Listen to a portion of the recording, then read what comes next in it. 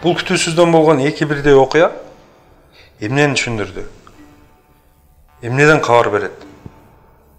Бул ошол эки талапкердин канчалык деңгээлде бүгүн бышып жетилген талапкер экенин деңгээлин конкреттүү түрдө көрсөтө алды.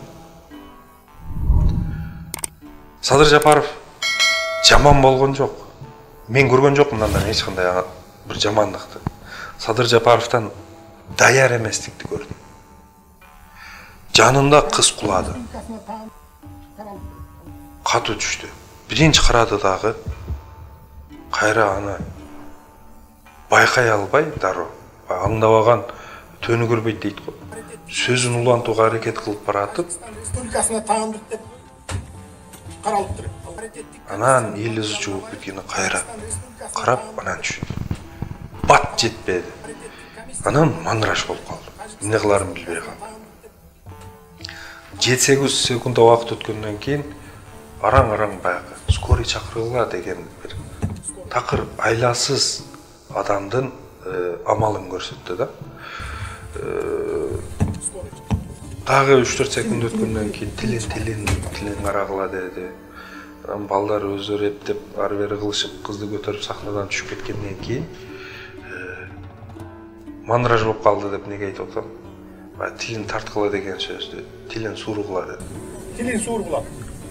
Бул эми жаңылыштык өтө чоң айып эмес, бирок баягы мандыраж болуп калганды түшүндүрөт деген максатта айтып атам. Башка учур болгондо мен билем Садыр Жапаров жакшы адам, ал биринчи жардамга бармак, бирок баягы жерде ошончо эл мени карап турса, анан мен президент болчу адам, бир адам жыгылып калса мен ага чуркап барып неме болушум керекпи, же баягы бир сырдуулукту сактап президент болчу адам бир калыпта турушум керекпи деген ойлордон арыла албай, баягы не кыларын билбей калды.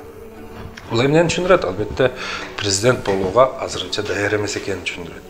Себеби президент болгон адам 6,5 миллион элдин үстүнөн кандай учур болбосун кескин түрдө туура чечим кабыл ала алыш керек.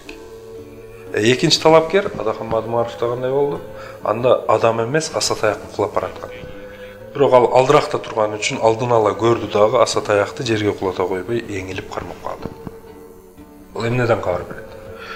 Бул адамдын парасаттуулугунан, зиректигинен, сактыгынан, анан баттыгынан, анан кала берсе чечкиндүүлүгүнөн.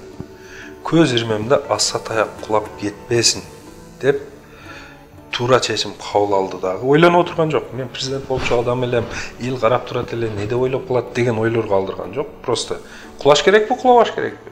Кулабаш керек, туурабы? Ошону кармап калды дагы. Анан эң кызыгы, ошол кайра аксакалдын өзүнө жөлөп койбой, акырын алып өзүнүн тонуна жөлөп алды. Бияктан кимдир бирөө келип, алып коеюн деди эле, жок, баары жайында тура берсин дегендей ишара кылды. Бул эмнеден кабар берет? Бул адамдын баягы адеп ахлагынын жогору экенин, маданиятынын жогору экенин, жөнөкөйлүк, кичпейилдүүлүгүн көрсөтөт да. Табышкерлик, баягы кыска убакыттын ичинде туура чечим чыгара алчу жөндөмү бар экенинен кабар берет. Ошондуктан келгиле кыргыз элим, даяр болуп бышып жетилген талапкерди колдоо максатында баарыбыз башыбызды бириктирели дагы Садыр Нуркожоевичтен 5 жылга кандидатурасын Адахан Мадумаровдун пайдасына алып турууну, шайлоого чейин эле алып турууну сураналы. Неге шайлоого чейин эле? Шайлоо өткөндөн кийин эки тарап болуп азыр кыргыз эли бөлүнүп калган учур, ошол эл бири-бири менен кагылышып кетүү коопу бар үчүн кече ошол бийлик башынын тарабынан буйрук чыгыптыр. Ок атуучу куралдарды колдонууга тыюу салынат деген буйрук чыгыптыр. Демек бул ошол шайлоодон кийин кагылышуу болуп кетиши мүмкүн деген коркунучаларда дагы бар.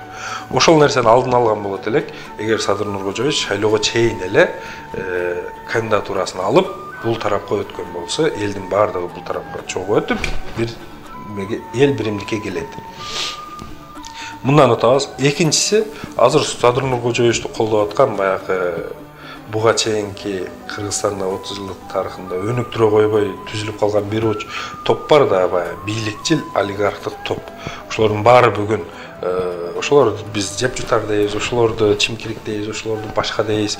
Ошолордун баары бүгүн Садыр Жапаров тегеректеп турушат, ошолордун баарын Садыр Жапаров күйүп салып, өзү бул жака өткөн болсо, ала баягы эртең 10 январда келүүчү бийликти алдын ала эле иллюстрация кылып тазалап койгон болчу. Ушул эки пайдасы бар үчүн баарыбыз кыргыз эли Садыр Нуркожоевичтен сураналы. Келиңиз, Садыр Нуркожоевич элдин биримдиги, өлкөнүн өсүп өнүгүү жолуна түшүүсү үчүн 5 жылга сабыр кылып, кандидатураңызды Адахам Мадымаровдун пайдасына алып туруңуз. Андан сиз куру калбайсыз, албетте кыргыз элинин жүрөгүндө алтын тамга менен атыңыз жазылып калат. Кийинки 5 жылдыкта баарыбыз бир добуштан убада берели.